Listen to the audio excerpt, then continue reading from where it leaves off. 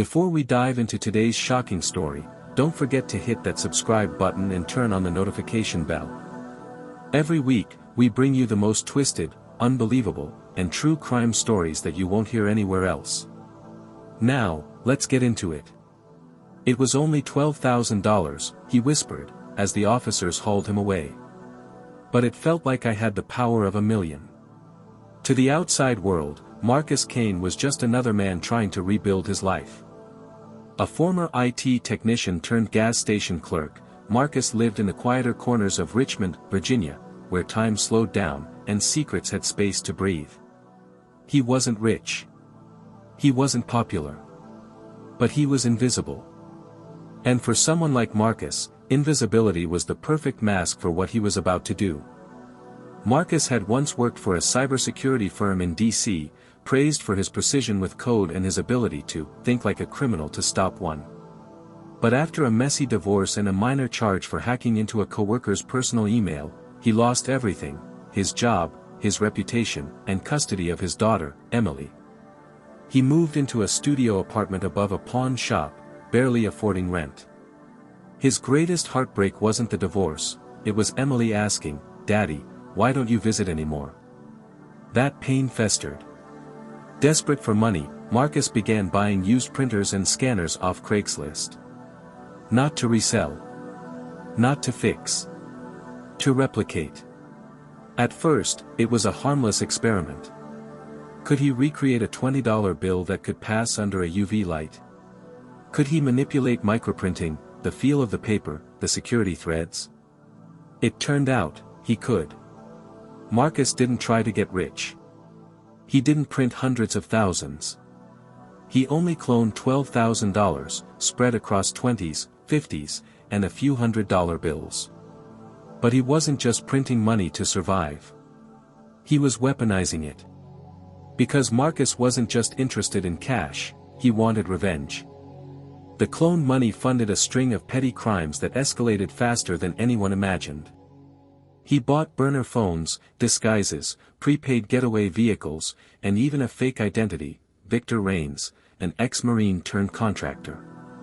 Under that alias, Marcus orchestrated a series of coordinated low-level heists that police couldn't connect.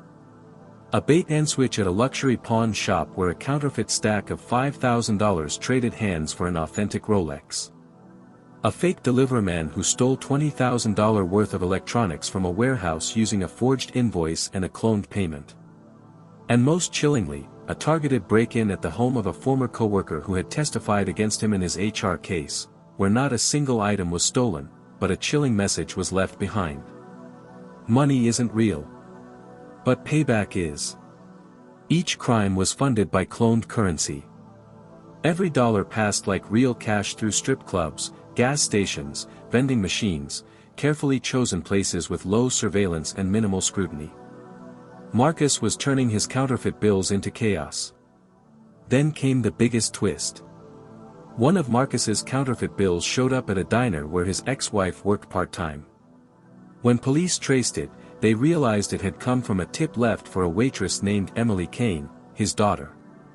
It wasn't a coincidence. Marcus had dined there, leaving her a $100 tip he knew she'd never forget. But it wasn't generosity.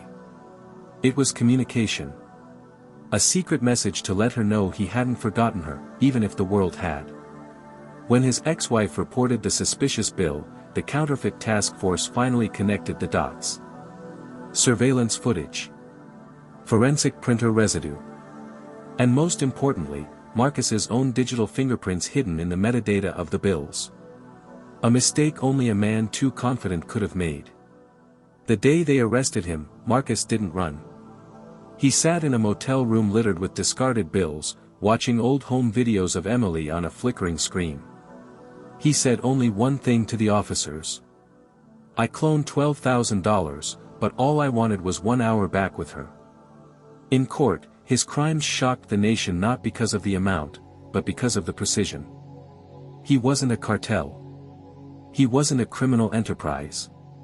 He was a father with a plan, and a printer. He faced 25 federal charges, including counterfeiting, wire fraud, identity theft, and burglary. In prison, Marcus became an urban legend. The man who cloned $12,000 and turned it into a psychological campaign of revenge, grief, and desperate love. Emily, now in her teens, refused to speak to the media. But in a private interview released later, she said, "I wish he had just come to my school play. I didn't need the money."